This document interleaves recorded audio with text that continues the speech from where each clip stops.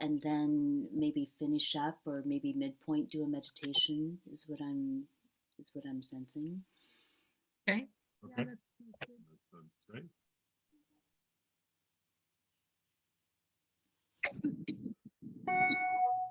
This is live on YouTube now, everybody. Now, if you want to say anything confidential, please don't.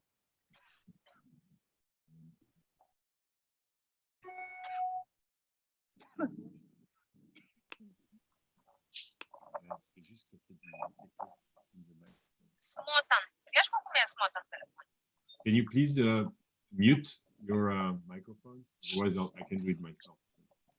And for those of you who don't have video, if you can put video on, we love it. All right, so 6:04. Welcome everybody to this very special call with Sarah Drew. And we are so pleased to have so many friends here from all around the world. It's going to be a very, very special call because Magdalena has been talking to me about Sarah for years now. And we have Louis, if I'm doing my counting correctly, there's more women on the call than men. So that is something we should all be proud of. Yes, absolutely. I think we should thank Sarah for this. Magdalena, would you like to do a quick intro, or Sarah, you want to start directly? I'm happy to give a bit of context for the call, for why we're here today. We're united. I know Sarah for many years, indeed, from my previous life in New York City. Sarah has been really, say, a friend, a mentor, a mother, a daughter, many things for me, but she has definitely... Loic, can you get closer to the microphone? I was going to say, Loic, I think the microphone you're using has some kind of weird pickup pattern or something, because it will keep coming in and out. It's not consistent. And then we lose both of you now, not just Magdalena, but you as well. Okay, I will do that. Thank you so much for telling us. Sure. Here you go. We're now using this microphone. You might have to speak up. Okay. No, that's much better already. Can you all hear me all right? Yes. Yes. Great. Thank you so much for letting us know that. Okay, so... Start again. Yeah, so I know Sarah for many years, and I have met her through, I think, through her book, the Gaia Codex, that I recommend to all of you. That it's a beautiful, I would say, eco-feminist novel about the power of the feminine and the rising of the feminine, and how these women have been holding the secrets of the wisdom of the feminine for long, and how when the integration of that feminine wisdom, feminine secrets happen into whatever we have built in our society, when that happens, there's some metamorphosis that happens in society, and we create something that's much greater than we have created so far. So it's the wisdom of the earth, the wisdom of the goddess, that for me Sarah embodies in so many ways. But the reason why she's here today is because she also has this fascination for the metaverse and for the worlds that can be created in parallel. And from, I think, you can correct me, maybe 10, 20 years, Sarah's been fascinated by metaverse, artificial intelligence, and virtual realities. And I find that very interesting, because as we are making more progress into these PAWA events and bringing new technologies, I'm also, for me personally, like very worried in the direction that it's Web3 is taking, where it's not taking into account, once again, these feminine values of intuition and emotions and feelings and perception. So Sarah speaks really beautifully about how this integration can happen, or at least I know she has many insights into what can be created that is beyond what we are creating now, with the integration of those values. So I've been wanting for this to happen, and I'm very excited for this topic to be here today, and for the women that join, the men that join. I'm excited to see what unveils, what is revealed here. Thank you. Sarah, would you like to say a few words, maybe, about what Magdalena just said, but also if you want to say a few words about yourself, a little more, that would be awesome. Well, first of all, thank you, Magdalena. Thank you, Loic. Wonderful to be here with all of us together. I really am enjoying the framing of the PAWA conference. And I think that there's something that's really essential that as a culture, as a species, that we're looking at right now. And that's this fusion of seeing how we can bring together ancient and modern technologies. You know, are they an opposite? Are they symbiotic? Are they, is there a merge point between the two? And I think this is a very powerful thing to not only be talking about and exploring, but to see within the microcosm of our own being that we can start to fuse together.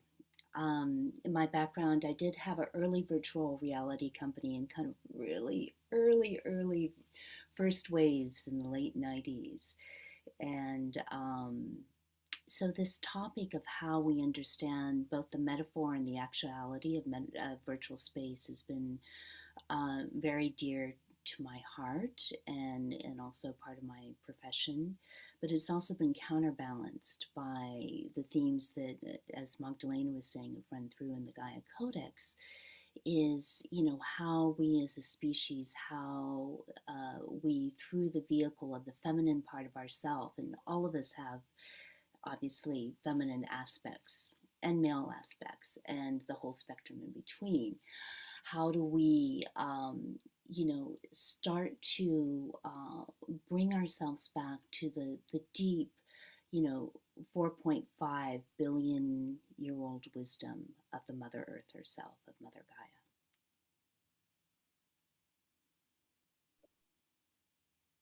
Thank you, Sarah. Can you tell us a little bit about the Gaia Codex too? The Gaia Codex, it really is, a mythopoetic enchantment and spell, a look into the future, but also with deep roots in the past. It's about an ancient lineage of women that through the rise and fall of cultures have held regeneration codes for the earth.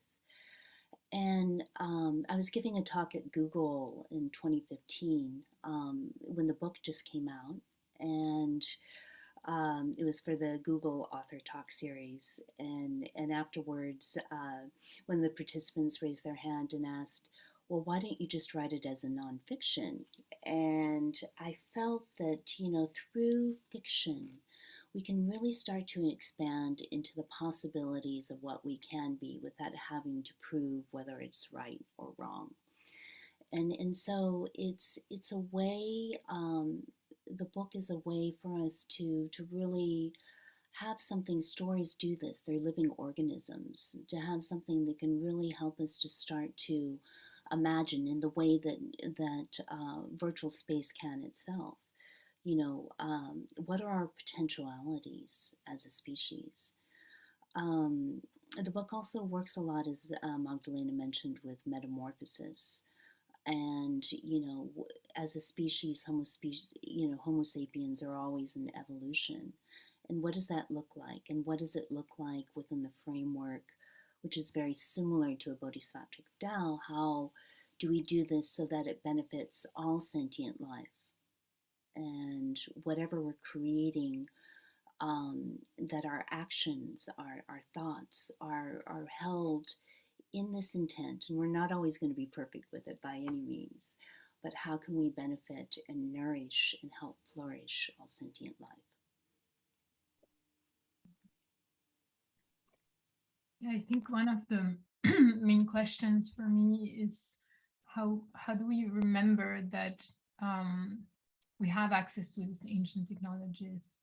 How do we remember that they're already here, that we don't need to continuously reinvent things that are already here? We already know how plants transport water in a perfect harmonious way. We already know how shapes are created in a way that it creates harmony, and they absorb light and create energy through it, and all these things that Mother Nature knows how to do. How can we harness that intelligence and start using it instead of trying to recreate things from our mind, which sometimes is more limited and more linear and more square? Yeah.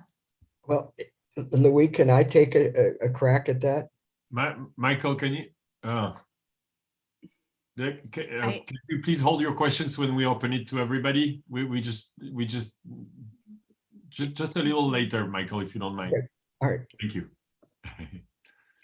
Yeah, I think our collective, I love what you said, Magdalena, and I love that I think our collective intelligence really understands this. And the material part of our beings is we're born of this earth, in our genetic code and our DNA. We have hundreds of thousands of years, we have billions of years of the earth's intelligence that is actually within ourselves. And I love what you're saying about not trying to necessarily recreate the world, that the ancient technologies are here. I always have felt for several decades that this wave of technologies that we have right now, starting with what was starting to happen in 1995, are really, and they have the potential of just being training wheels for us to start our culture, start to understand things that many ancient cultures have developed, often in allyship with different entheogens, but also in being in deep apprenticeship to the Mother Earth, to Mother Gaia. The deep essential sense of interconnectivity, that we are not separated. The understanding that there are many worlds that are coexistent, even though we have a material life that has a beginning and an end. Within that, you can access the universe and every star inside of you. This is in ancient Egypt. This is amongst the Ashwar and the Amazon. I also really feel that as we start to open up the metaverse, open up virtual reality, and as it really starts to become online, when I was first starting to work in this area, the technology was not there to support it, but now it is. And so as we're coming to this point where we're starting to bring it online, it is so essential for us to be in a sacred prayer within ourselves and with each other, to understand the seeds that we are planting into this space. And as we know, from the seed comes the flower. And if we are populating the virtual space with ideals of violence or destruction or dystopias, we will continue to have that reflected back in the experience that many beings are having. But we also have this thing this great opportunity for humanity to really start to dream into what it would be and what it can be and what it has been in the past and what we know within ourselves, to live as a harmonious culture in resonance with Mother Earth, as students of Mother Earth. And it's like all the technology, the Gaian technology that here is brilliant, and we don't even understand the tiniest little bit of it. Do you think we do is hubris, in my opinion. Thank you, Sarah. I tend to see what we're doing with PAWA as three universes, or as three planes of reality. It's not from me, obviously. So one plane is the material plane, like this. I can touch Magdalena right now, which I'm very grateful I can do that. Then the other plane is the digital plane. Or, you know, it's this world that we're creating. So the online me is already different than the material me. And these are the two worlds I discovered until I was 45. And then I tried the plants in the Amazon forest, and I discovered and meditation and other work. And I discovered that third plane, or that third space, called either consciousness or spirituality. And I'm really curious on how you see the connection between the three, because it's pretty obvious to me, at least I was in the material only, and the digital, as you say, has a lot of violence. For example, games. I was talking yesterday to a creator of a metaverse game, and he said, I'm creating this game because I'm so tired of 20 years of shooting and killing. And that's what we created. So now we need to create something else. And he's going to speak about this at PAWA. But how do you see or does it make any sense to see those three worlds? Obviously, they're not different. But to me, please guide me in understanding better. So if you take the image of Avatar, right? I can be in my seat in a movie, watching Avatar, the movie. And then I'm transported into that world, but I'm still in the material. I can be in a virtual world trying to experiment that world. I don't know if there is a metaverse experience of Avatar, but I'm sure you're following. Or I can go to the Amazon forest, drink a plant, and then literally lose my body suddenly in that world. And I find it pretty difficult still to go from one to another, or to look at all the beings that sadly are not seeing that world quite yet, because once you see it, as you said it beautifully, it's impossible to do bad. It's impossible to put bad things in your body. It becomes impossible to keep destroying the planet once you become aware of this unity that you were talking about. So I was curious on what is your guidance for those who might not see the consciousness or spiritual walk, might not have tried plants or whatever it is, meditation, whatever tool it is. What do you tell them to see this world if they don't see it? We can't hear you. You're muted. I Sorry. think you're muted, Sarah. Thanks. Very good. Loic, I think that's such a great question for our society in particular, you know, where we tend to work with duality a lot. I think a lot of the philosophical structure of modern Western society has some foundations of duality. You can look at other cultures, whether it's Advaita in the Vedic tradition, or you can go into Buddhism, where you know, ultimately we are in deep symbiosis, and it's not an either or. The idea of the separation between the spiritual and the material is there, but also that third point, what you're calling consciousness, works as a bridge. And I love triads and I love threes, but it's really you know, that can be like, again, using the metaphor of training wheels to help us understand. But I think many of these societies, and I think it's really my understanding with technology, that it's not a versus. I mean, obviously it's an evolutionary choice. I'm going a little bit off from the spiritual material, but there is like this branch point of what the collective experience for humanity will be right now. Do we go off and create a very kind of dematerialized AI world where much of the population is interacting and living their lives in the metaverse?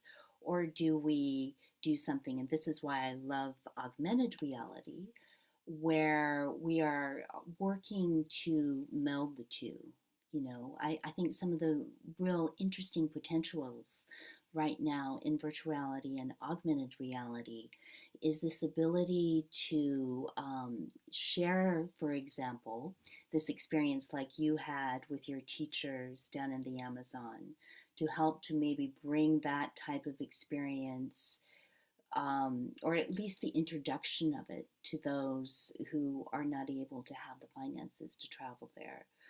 They can be there with a teacher perhaps to start to show them the beginning. And I know to do it, you almost want to be there, in person, but at least to start to give more of a visceral experience. And, education is so interesting, to start to have people experience what they can experience in their own day-to-day life. I think, it's this patience, and I think sometimes you can, it's any of these initiations and ancient mystery schools take time, and it takes practice, and it takes dedication, and we're not perfect. We fall off the path, we get back on the path. We have moments of extreme enlightenment and illumination, and then we forget, or we don't perhaps live in alignment. There's a reason that the idea of space and time was given to mystical initiation. I'm going to stop here. I hope that I'm starting to. Actually, can you elaborate just on that, Sarah, and maybe we can open to some questions or meditation. You decide; it's your call.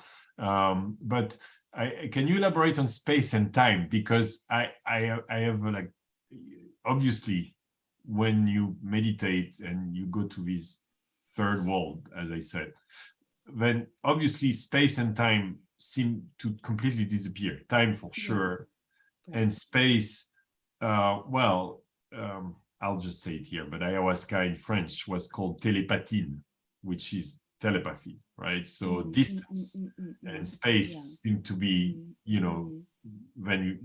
I don't know sometimes if it's true or not, but through meditation, through the power of thoughts, let's not even talk about plants, there is so much that can be done through prayer. So can you elaborate on time and space? Is this a human creation? Is this a complete illusion? Or is it... Oh, I love that you're doing this. It's so much the topic of this new book that I'm finishing up now, which is a prequel to Gaia Codex. So I've been thinking about it a lot. I don't know if I have the answers. I've been trying to communicate in this new book the experience of that. So I'm really happy you're bringing it up. I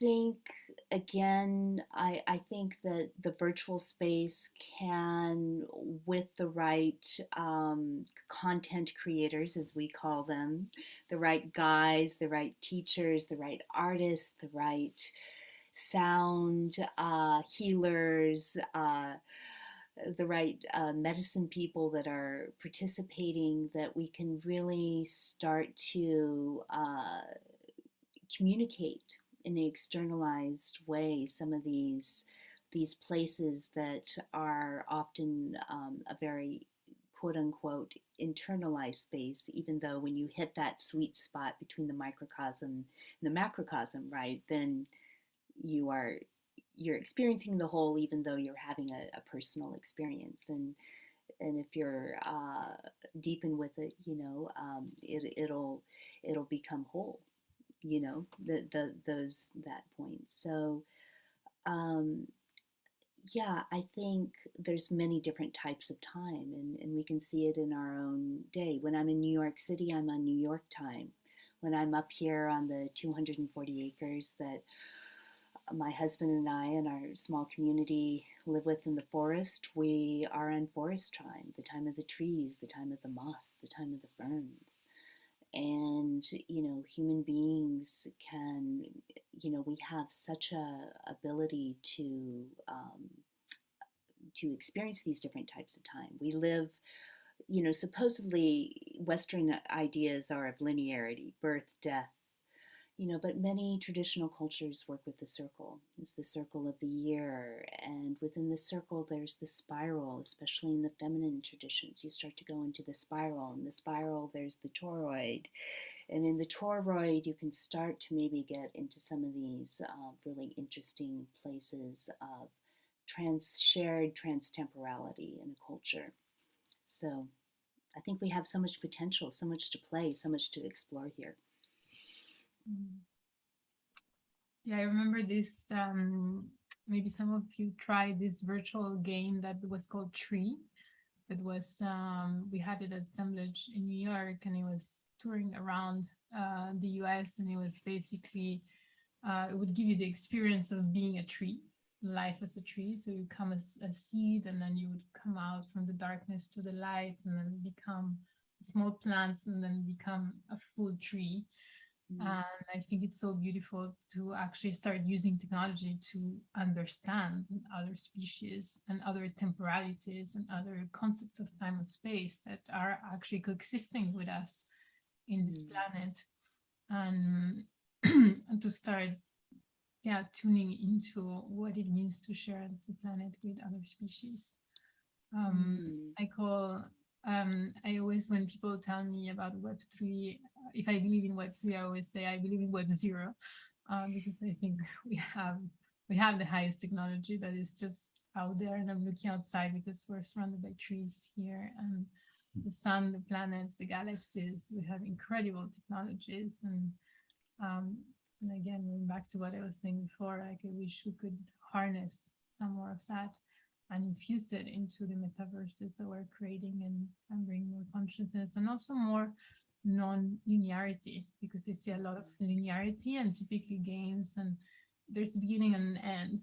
And now I've been seeing more and more games that there is no beginning, no end. They're just spaces that can be experienced. And that concept of the spiral or non-linear, which are all for me concepts of the goddess or the feminine, start appearing in the metaverse, and I find that really interesting.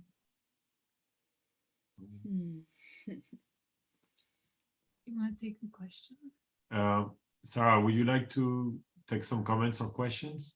Oh yeah, please. It's I always feel it's so co-emergent, right? We're learning together on this. Okay. And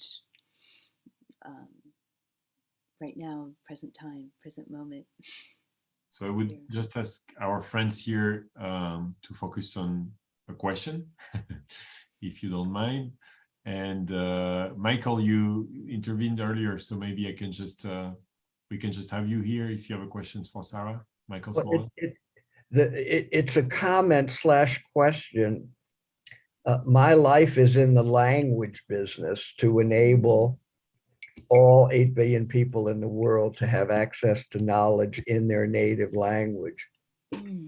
And 85% of the languages in the world are indigenous languages and not written.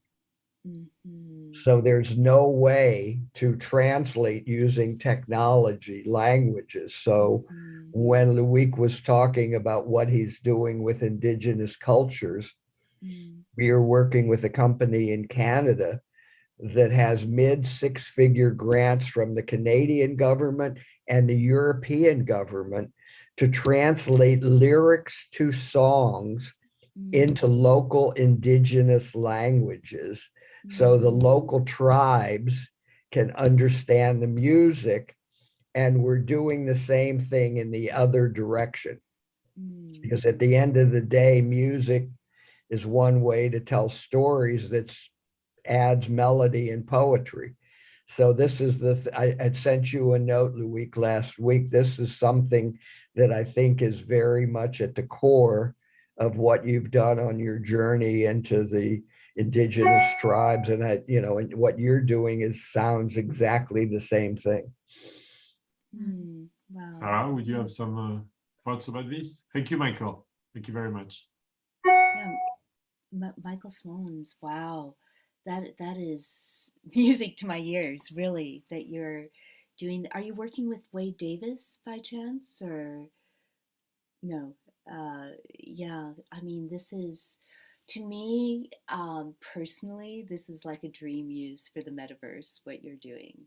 Yeah, And well, yeah, the person I'm working with, his name is Robert Singerman. He also is living in, he's in Paris. He's going to be in Paris karmically the day before Loic's event. Just he's going to be there. Amazing. So we're amazing. both going to be coming and looking forward to that. So, and anything we can do to share our messages and our learning, we'd be glad to. I look forward to, please put the link, if you will, in the chat, because I'm if you have a link or if it's presentable, and happy to pollinate and share. And it just feels, I mean, this ability, I'm just riffing off the dream of us collectively as a species to learn and relearn the earth songs again. And, you know, that again, facilitated by the gift of this technology that we've been given to use for the good. Thank you. Mhm. Thank you, Michael. Thank you, Sarah. Remy, you're next, and then Kim. If you want to ask a question or do a comment for Sarah, please focus the conversation with the presence of Sarah, obviously, if you don't mind. Just raise your hand on Zoom. There is a little option for doing that. So Remy, you want to go? And could you put your video on, Remy? Do you mind? Yeah, it's okay. It's okay. Sorry. Hi, guys. Hope you're well. Thank you, Sarah, for what you've done. I was very not in spirituality like 6 months ago, and now I'm fully in it. So thank you so much. I love your voice, by the way. My question is, I really struggled since 2 months, to be honest, in my personal life. Really struggle, I mean. So what's the best thing to do when you think about very bad things in your life, you know? What do you think about that? Wow, it's such a great question. Thank Right? you. Yeah, and thank you. And I think that that moment when one world starts to break down, right, or concepts of ourselves starts to dissolve because of a awakening experience. And you know, there can be, after the euphoria, there can be a lot of questioning, right? Because we're back to our day-to-day lives, and there's a lot of tenderness there. I personally, I work with a lot of mantra. I'm pretty, I am deep into the Vajrayana Buddhist tradition. I choose, and it could be a deity of your choice if that resonates with you. But I work with Tara, who is, she's of earth, she's of compassion, and I just say a mantra. And that helps shift the energy. It could be, some people use tapping, you know, something physical, you know, something that you can do that can just center yourself. Maybe it's breath. Thich Nhat Hanh talks about just watch your breath, right? Whenever you start to see your thoughts take over, go back to the breath, which we do, which we will do till we die. Yeah, maybe the breath is the easy one, right? Because we all do it. And yeah, I'm just sending love to you, and I'm really glad to meet you. Sarah, would you, since you're talking about these mantras, I love your voice too. Would you share a mantra for Remy and all of us? Mm-hmm. Yeah, I'll do Tara, and Tara is usually there's 21 Taras, but the main root one that really is of this time is the green Tara, and she's the Earth Tara.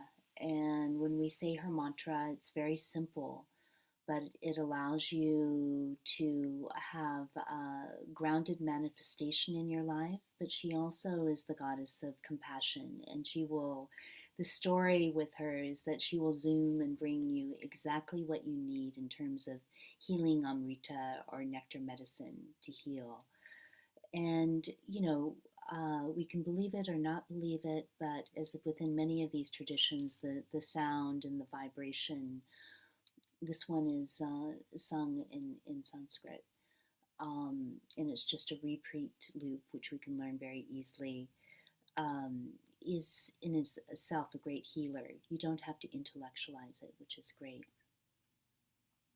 So I'll just begin right now. Om tare tu re soha.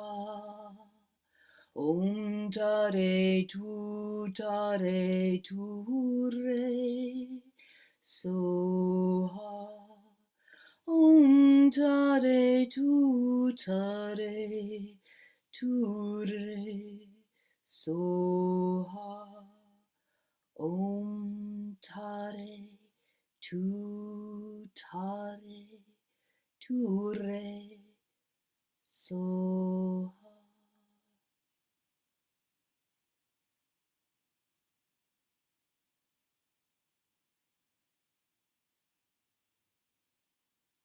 I'll write that down in the chat.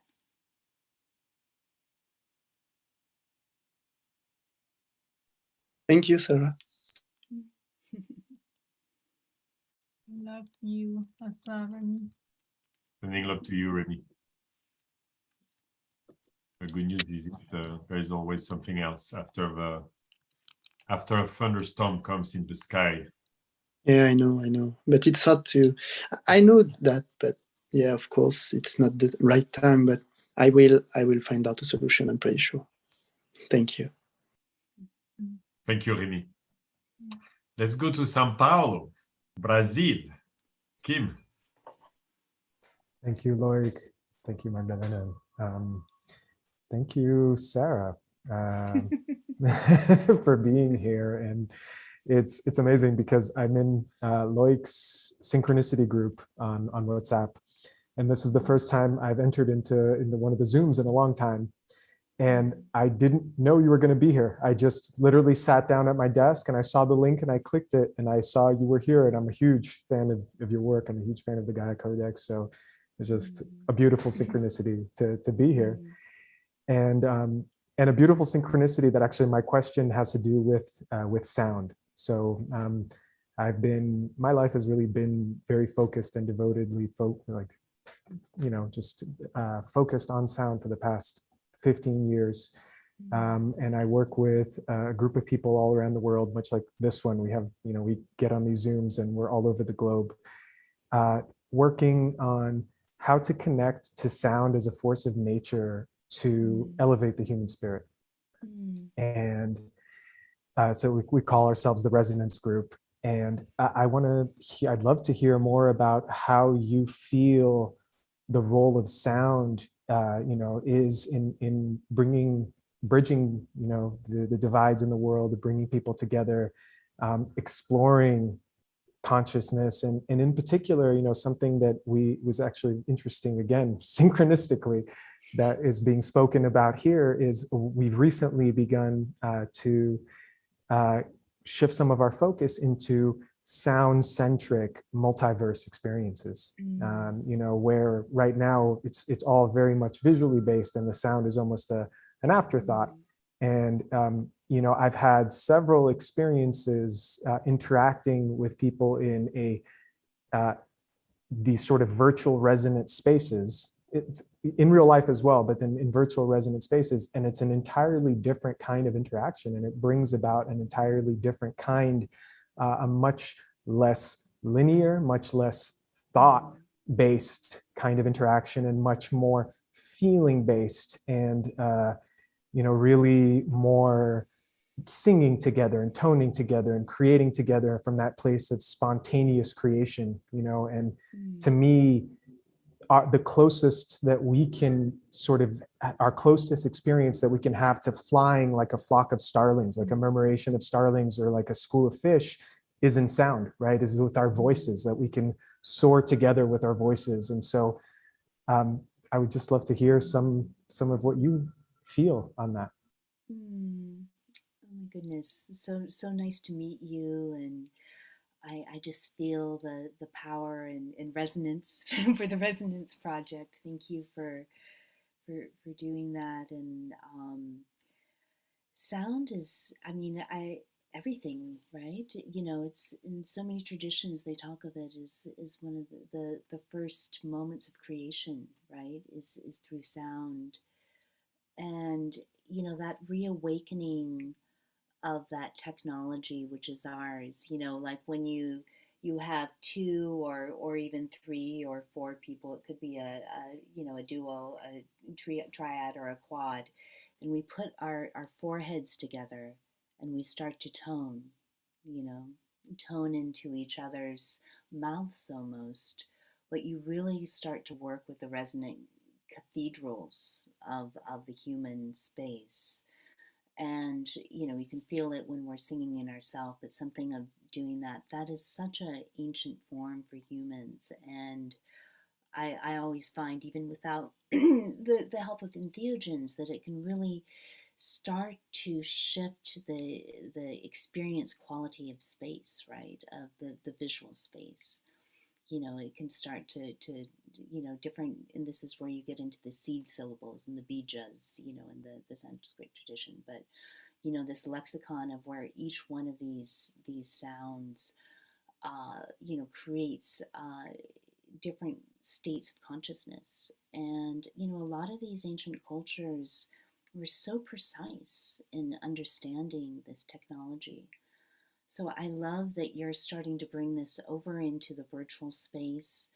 Um, I always have thought that, you know, when I'm talking to someone, people don't use phones that much anymore, maybe, but when I used to, I remember 20 or 30 years ago, and I would listen, you know, to someone on the phone. Usually you get an imprint. There's a little DNA imprint in the first moments of the conversation of what their voices, what they've been eating, where they're at, what their health is. And you know, this is accessible to us when we really start to understand it. Anyway, I'm so happy to meet you, and I'm just thank you for what you're doing, and 20 years of study in this field, I know brings forth both, it must be like being a scientist with discoveries, but also such great wisdom. Thank you. Kim, any Thank you. any follow-up or thoughts about what Sarah just shared with us? Yes. Yeah, well, it's interesting. Again, synchronistically, I've been connecting with a group of Vajrayana Buddhist practitioners here in Sao Paulo, and it's particularly interesting for me because they also work with entheogens. They work in traditional plant medicine ceremonies as well. And so I'm going to be attending at the end of this month, the first one with them. But we, you know, got into this very beautiful, very deep discussion on spanda, right? And the idea of that foundational pulse and how that is animating the pulse of life. It's animating every moment, it's every thought, every interaction.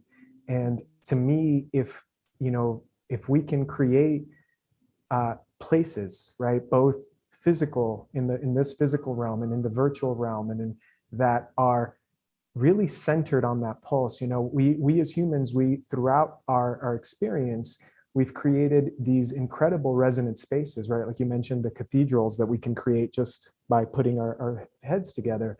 But we've created these, you know, vast cathedrals and mosques and temples and cairns, and, you know, that are have incredible acoustics and have this amazing sonic qualities. But in general, the sound has been sort of in service to some other kind of ideology or some kind of a system, right? Rather than as places to enshrine sound in and of itself, and enshrine the natural, absolutely conceptual-less experience that inherently generates in human beings, that space that we can co-inhabit together, that is really, like you said, you know, very much as potent in some way, and in some ways more than entheogens, because it shows your capacity to go there without anything other than your own presence, your own attention, and your own voice, right?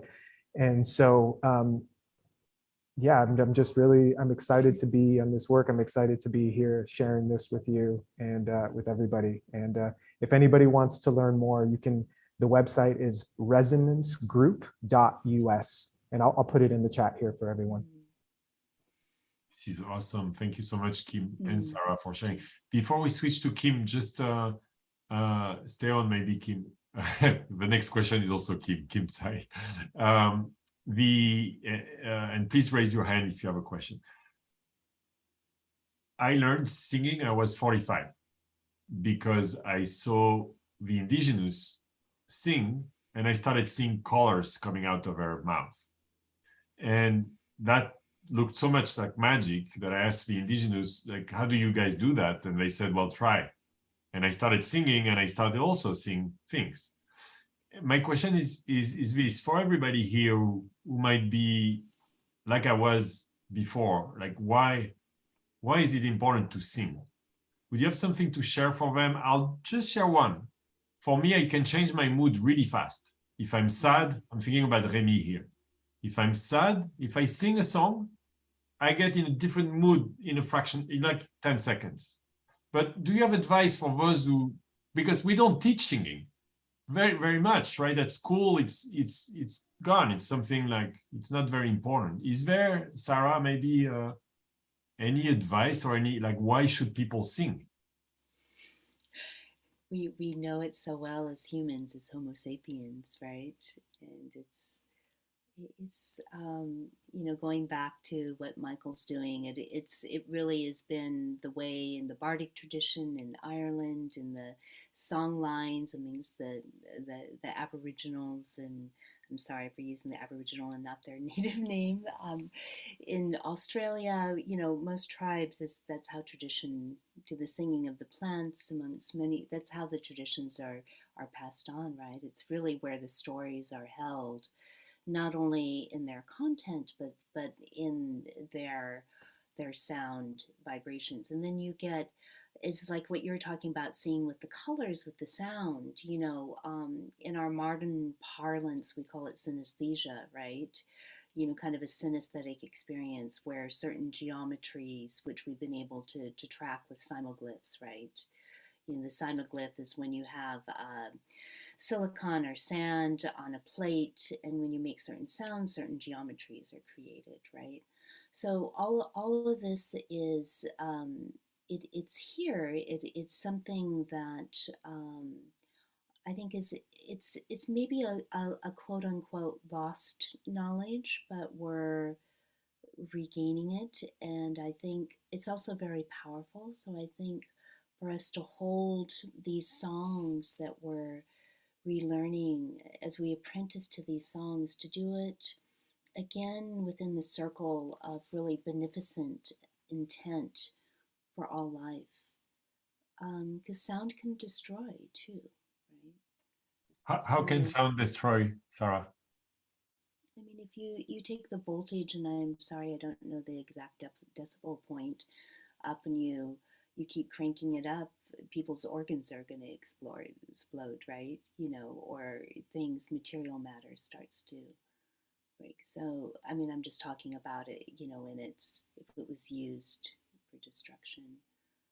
But, which some people do it for fun in nightclubs and sometimes Burning Man, like really loud sound. I remember having those experiences where I would feel my organs being damaged, and I probably damaged them somehow. Yes, absolutely. Yeah, exactly. So, I'm inspired to. It's on my list of things I want to do when I have more time, quote unquote, is just to study and apprentice with the song lines of different traditions. So this is synchronistically so happy making for me to be here. Thank you, Sarah. Kim Tsai, thank you so much. Would you like to unmute yourself? Hi, thank you, everybody. So I'm Kim. I'm calling in from the Netherlands. I'm actually a good friend of Livia from Brazil, who I was a host mother to her for about a year. Loic knows, I think, who she is. But my background is of a long-term meditator and spiritual practitioner in both the Buddhist, especially Zen tradition, and in Christian mysticism. And one of the things which I see, if we talk about things like the self or no self and the self breaking down, is that there can be a lot of misunderstandings that, we just need to throw away the ego and then, we can reach enlightenment. Whereas we really need a strong ego in order to be able to cast off the ego. And so one of the things which I've been thinking about when I think about this virtual space is, what about the risks of this space just becoming another place of delusion, illusion, strong attachments, and escapism? Because it sounds, I'm not a person of great knowledge of technology, but virtual, just by its name, is an illusion. It's not real. And it's certainly not real in the sense of Buddhism or in the sense of looking for what is real. So that was just one of the things which crossed my mind, how to stop it from just becoming a place of more delusion and more attachment. Thank you, Kim. Yeah, I think about this a lot as well. And,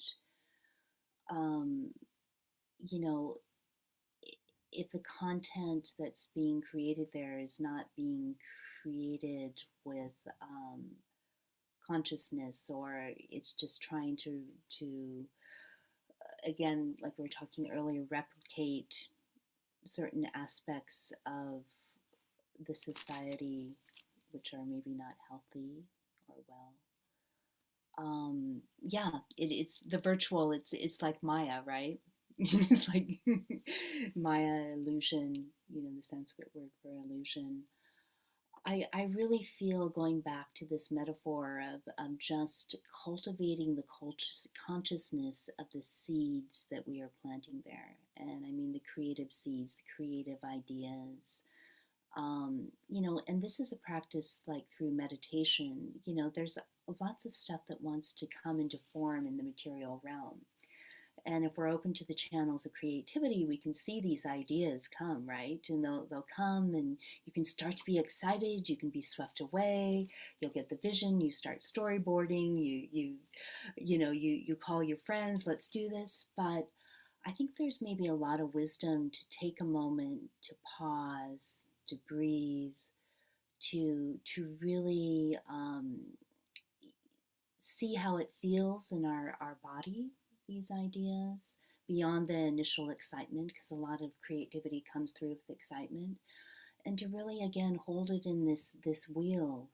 Does it benefit all beings in sentient life? Does it create well-being? Does it create and cultivate over time wisdom, clear seeing? Does it create wellness for all involved? And I think our discernment is really important, and the inner discernment of self, and then the collective discernment. And I know from like the early waves of virtual reality for myself that it's exciting, and it's exciting if all of a sudden you're holding these new ideas, and you can go off on quite a ride.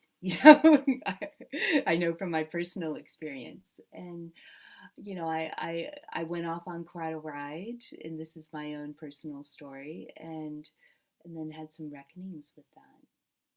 Not that the content at that point was looking very similar for spiritual traditions, but my own inner practice. I believe, and this is just, chronologically, how old am I? 57, 58? I think I'm 57, gonna be 58 in March. So, it takes, I think these things take time. The wisdom traditions tell us it takes time in practice. Thank you, Kim. Yeah, I just want to say, Kim, that I also think about that a lot. And It's one of the main reasons also why we're doing PAWA, because we believe that consciousness without, I mean, technology without consciousness, it's not going in the right direction. And trying to infuse, to blend this conversation, because at the end, it can be one conversation of how do we evolve as society and use the tools that we have access to, but do that with consciousness and awareness that we are doing this with the intention of going back into a place of union with self and with everything else, with Mother Earth especially. I think it's important to also give access to as many diverse people as we can to those technologies, and that is not held by white patriarchy, so that it can include the different perspectives that enrich our society. And I think that I really believe that the feminine, whatever it's embodied in men or women, needs to take more space in those spiritual realms, to bring more beauty, to bring more stillness, to bring more grace, and to bring more feelings, like Kim was saying, and to create what we wish to see and what can take us to our next step in evolution, instead of doing the opposite.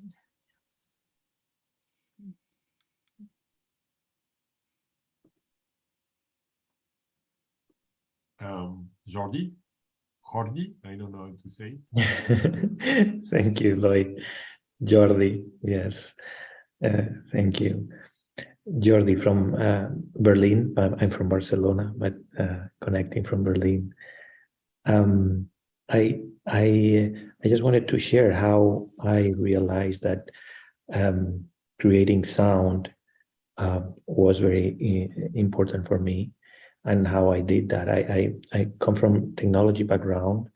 I was former CTO of On Wireless, that where we met, Lloyd, with Martin Varsavsky. And yeah, and I was living for 10 years in Taiwan and China. I learned Chinese Mandarin, and I did a lot of meditation with Buddhist temples there in Nantou, in south and central Taiwan.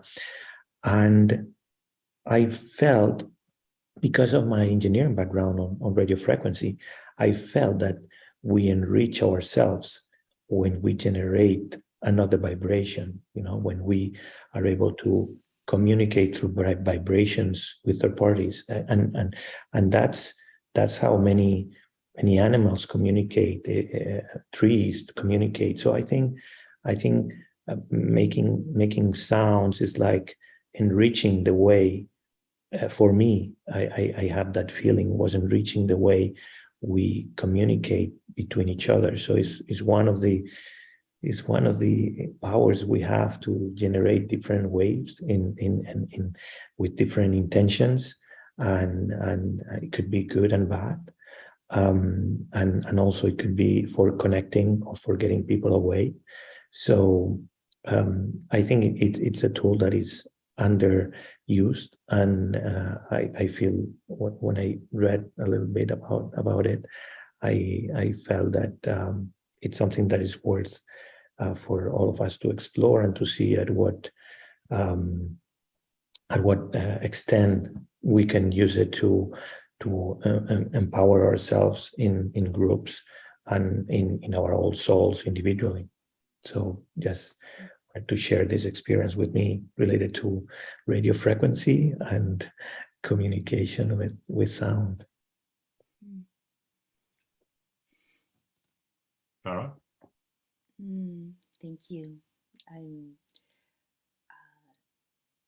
just appreciating the collective vibration of this circle, this PAWA circle, coming together, and just as each of us is speaking, and just really feeling the profundity of that, and the potency and the fertileness, and it's what I'm feeling is it's both grounding and there's so much just joyous possibility. So, yeah, thank you. What we're creating together here, and Jordy, thank you for your sharing of that. I really felt what you were speaking as you were speaking it.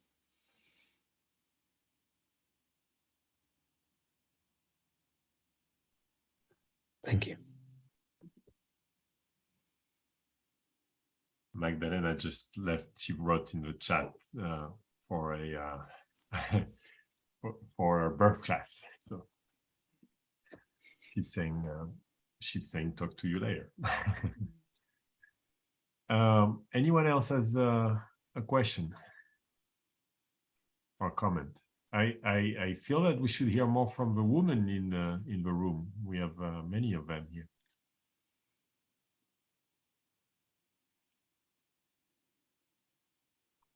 All right. Well, Sarah, maybe would you like to do the meditation now or sing another mantra? I loved the one you recited. That was a sang that was amazing. Anything you feel with the space that would be appropriate. Yeah, thank you, Loic. Just feeling to this point maybe sing, and maybe there's a little bit of meditation with it. Oh no no no no no ya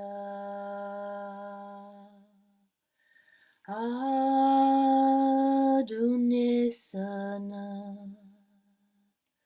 O Mawo Amao Emanohani Anao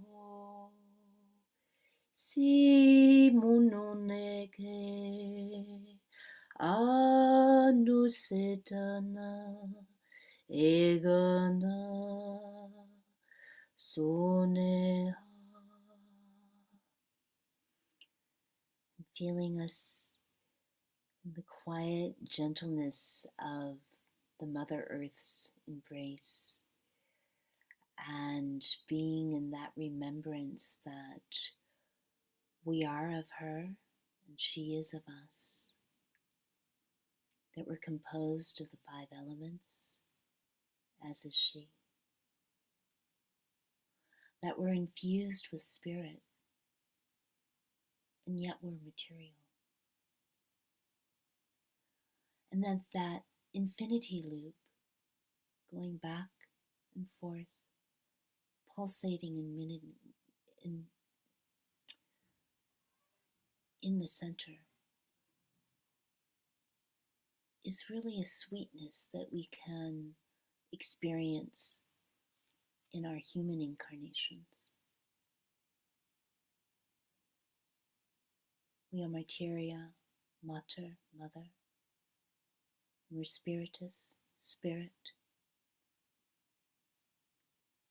We are infinite in our potentiality and what we can imagine and bring forth to the world.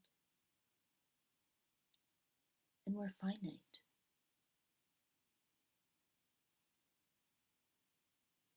Both are true, and they aren't necessarily in opposition to each other, but they fold into each other as complements. And when we breathe and be with it, it creates that third space, that all evasive space, pervasive space. In the Buddhist Prajnaparamita, the great mother womb, the Heart Sutra,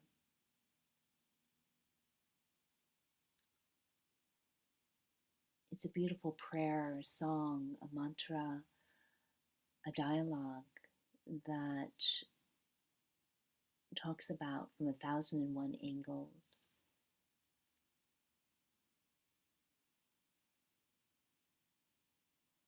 how everything is this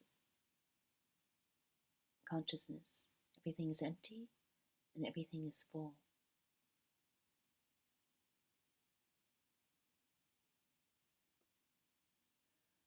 So as we contemplate, maybe we catch a glimpse, maybe we embody this space.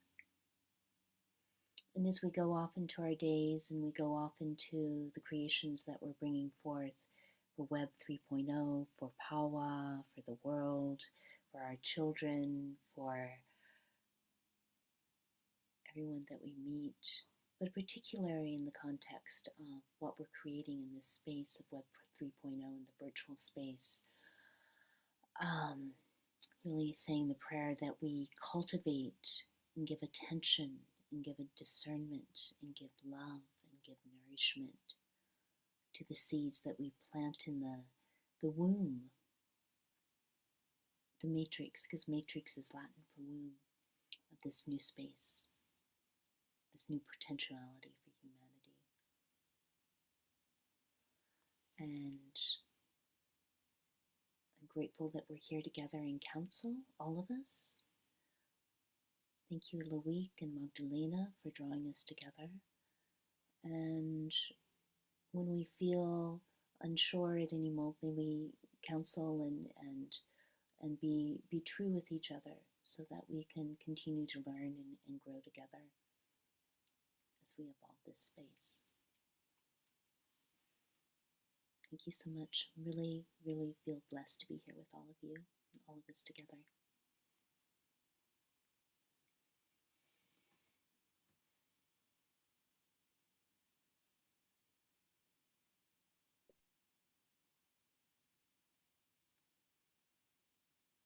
It's very difficult to speak after you, Sarah. It took me a while to open my mouth.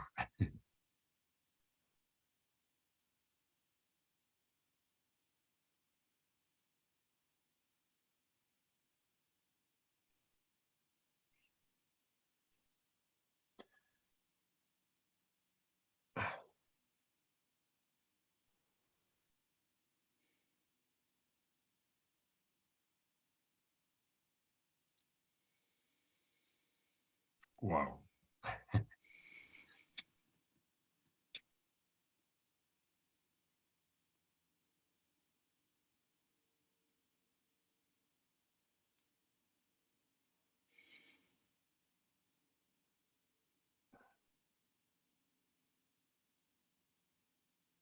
I don't feel like closing this yet. Came to my mind to say, with such, thank you so much for being here with us, but with such words, you know, we would be reasonable to say thank you. Let's just, but I would love to open to now, not for questions. Would any of you have a share on how you felt during this last meditation and talk from Sarah, or before? How do you guys feel right now? Just unmute and talk. No need to raise your hand. Thank you, Loic. Thank you, Sarah. This has been really beautiful and heartwarming. What comes to mind for me is it seems we are in this duality, very, very polarized between the masculine and the feminine. And for the past 2,000 years, it's been mostly masculine energy. And I haven't read the Gaia Codex, but I'm wondering, how do you see this? Do you see us entering into a new age?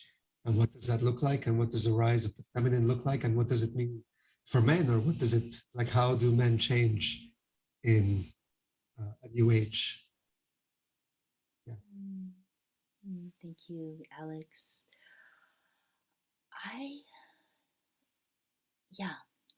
There's been imbalance, but I feel really, in my heart, I feel us moving, the feminine rises, but I also feel us coming into balance.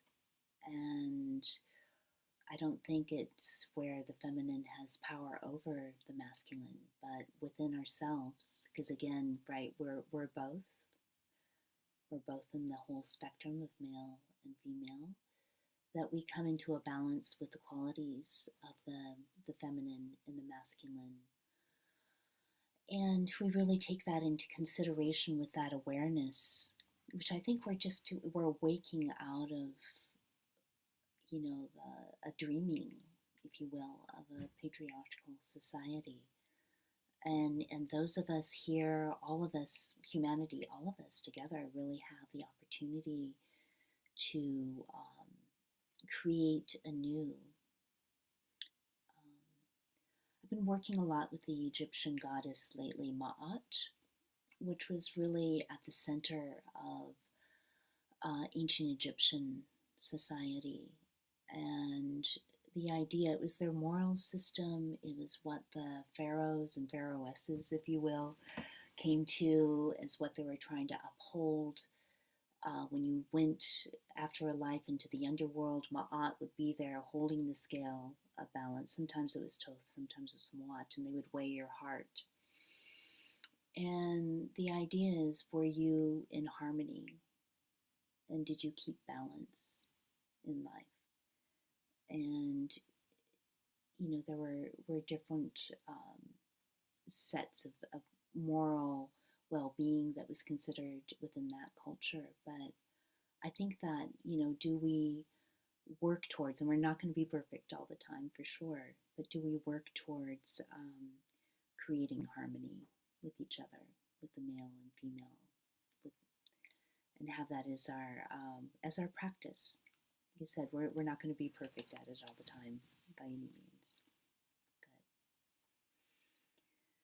But yeah. Thank you for your question. Anyone else? Just unmute, share something, a thought, how you feel, how you felt. If you feel sad, it's okay to say it too. I have tears came in my eyes when Sarah ended the meditation, and I welcomed my. I don't think it was. I don't know. It was. I always welcome everything as positive. I can still have my smile. Who would like to share anything?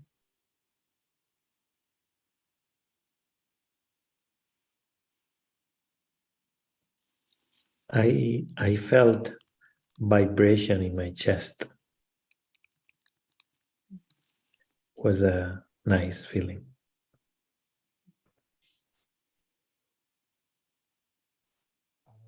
I would love to share a little more in Sarah, what you were sharing. And I just want to really point out and emphasize how powerful it is for us to collectively engage in regular causal creation, like we just did, like Sarah just guided us through. That there's in Hermetic philosophy and Buddhist philosophy and many different philosophies, we understand that it is taught that the universe is mental, right? Or what does that mean? Well, it's that it starts at finer and finer gradations of vibration, and that those gradations, before we arrive at this density, this matter level that we're experiencing now, there's an infinite spectrum upwards, right? And an infinite spectrum below. It's infinite in all directions. But that the finer the vibrations are, the more powerful they are in affecting change. That at this level, those finer vibrations are actually causal, right? They create, they cause, they bring about. And there's this beautiful saying: the greatest power has the lightest touch, right? And to me, that to me is God, right? It's that essence of just that absolute seed causal vibration that radiates out and then creates change. And so, kind of also in answer to your question, I believe Alex, right, who asked, I believe that the role of the feminine in the feminine energy, not just women in body, but also women in body, but the feminine energy is for us to engage, really actively engage regularly in that causal creative space. I know that ever since I've started integrating that in my life and with the groups that I work with, for us to just collectively meditate and vision, it's incredibly powerful. In fact, it is the most powerful. It's what actually brings about change in ways that are serendipitous and unexpected and synchronous and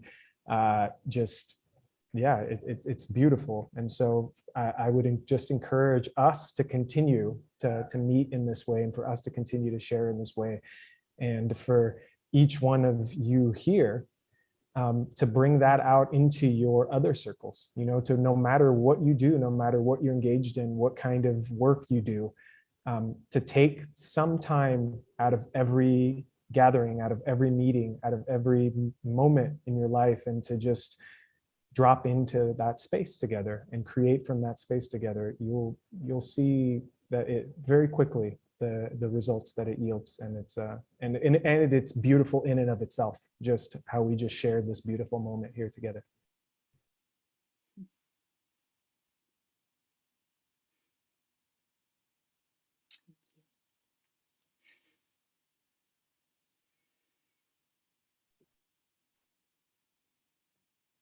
Anybody else would like, I'm sorry, anybody else would like to share?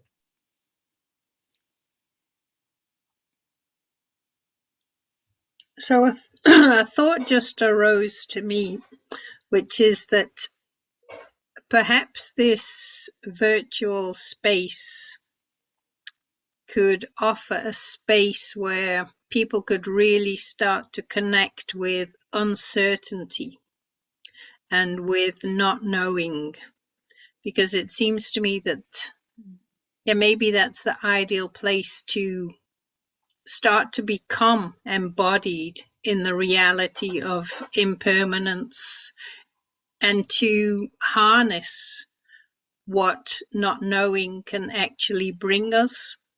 Because I think one of the greatest challenges that we all face is learning to hold the tension of many paradoxes and many contradictions. And I think for me personally, that's one of the greatest things that Buddhism, and particularly the Zen path, has brought me into contact with. So knowing that there is this, absolute reality that we can touch into, but at the same time, there's a space and a place and meaning in all of the relativity. So it's not trying to be always living in an absolute space, which is just not possible, because we live on this planet and we have daily contradictions. We have things that we have to face in our lives, which demand that we make choices, which demand that there is sometimes a necessity for separation, for boundaries. That just arose, that maybe this virtual space can offer this experimentation with not knowing and with lostness, and the power that brings us if we can really embody it. Thank you, Kim. I just want to honor that I really feel the power and depth of your practice moving through you and what you're sharing. And have you thought about maybe opening such a space in the virtual space yourself? Like I said, I'm not very into the technological. I mean, I operate in normal virtual spaces, but it's not my forte.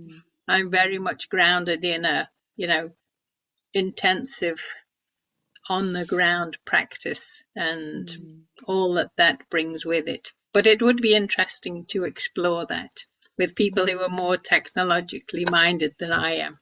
But that thought just arose that maybe that's a wonderful place for experimentation. Thank you.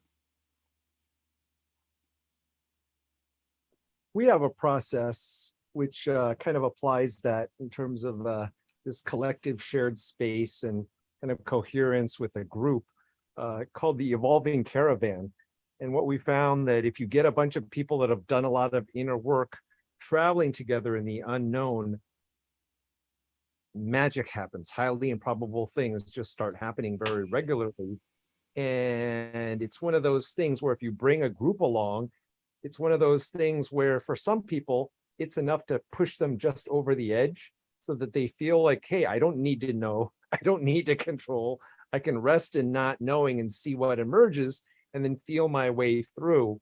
And it's a process we actually run people through. We give them a framework, and then we do this thing, which we call a caravan run. And usually we have some talks that we give, and then we don't know where we're staying and we don't know how we're getting to the next city. But things just kind of play out and highly improbable things just start happening, crazy things. I did a personal run myself this summer, and I bumped into my niece, who's normally in Australia, but I missed a flight. I was in Luton Airport. I missed a flight to Ibiza, and then on the bus back to central London, I bumped into my niece, and nobody knew she was in Europe at the time. And had I made the flight, so all of these kind of things they just kind of happen naturally. And it's one of those things where you just literally have to be on your feet, and like any decision you make will influence everything else. And it's just really exploring emergence from like a collective coherent group. And if you get a group that really have done a lot of work, you really don't even have to say anything. You're just looking at the emergence and everyone just kind of knows. I guess that's it. And then you just end up laughing through a lot of this because it's just really amazing how things happen, when you're kind of resting in a state. And so that's kind of, I think a large part of this too is, this is kind of like a mini substitute of just seeing what shows up. It was amazing. I couldn't imagine Yossi in a talk like this. Loic, props, hats off to you to get him here for a while. But yeah, it's just amazing to see what shows up. It's called the what caravan? I missed. The Evolving Caravan. And so we've done it for a while. We've done it for a couple of years, especially pre-COVID. And we've kind of got it down to a science right now. And it's a process.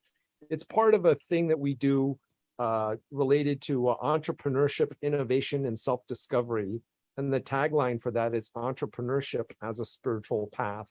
So whenever there's a passion or a desire within somebody working through a conditioned worldview, which is their belief system, with or against the unknown, which is nature, the universe, or God, there's an opportunity for transformation.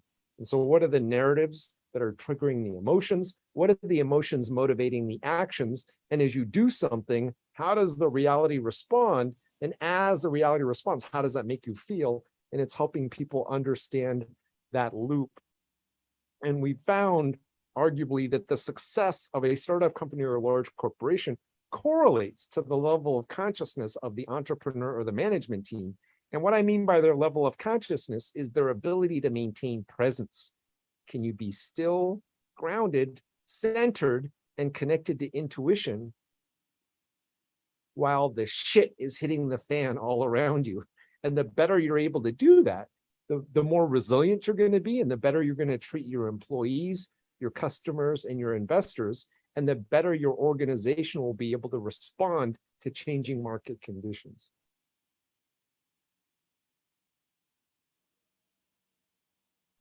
Awesome. Thank you for sharing.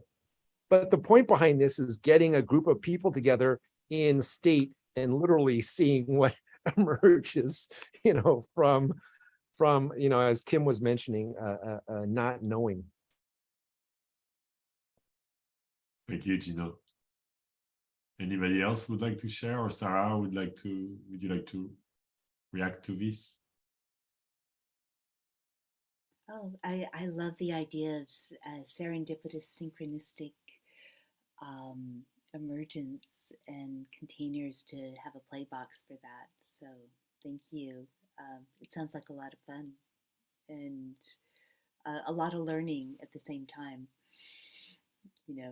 You never know what the grain of sand is going to be in the oyster, right? Thank you. It's 28, so I would like to bring this amazing circle to a close. So my turn to thank Sarah for making yourself available, for your time, for your wisdom, for your words, for your mantras. Your voice says a lot. And one thing my indigenous teachers taught me is that we don't need to know the translation of those mantras. We can just understand them with our heart. So thank you. You're going to be at PAWA.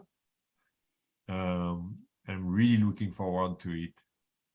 Really. And all of you here, of course, thank you so much for your presence, for your participation, for your energy, seeing very dear friends of mine and people I don't know yet that I want to know better.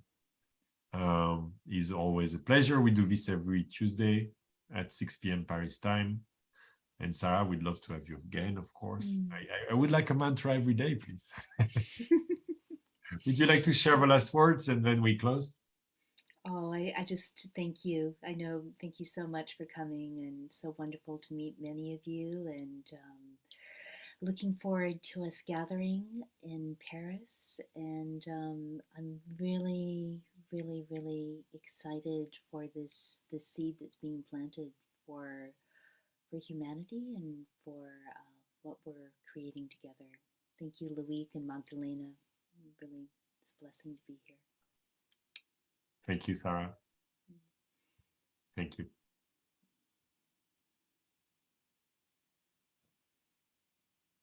I'm not going to end the call yet. I'm going to copy the chat because there are really good links in there.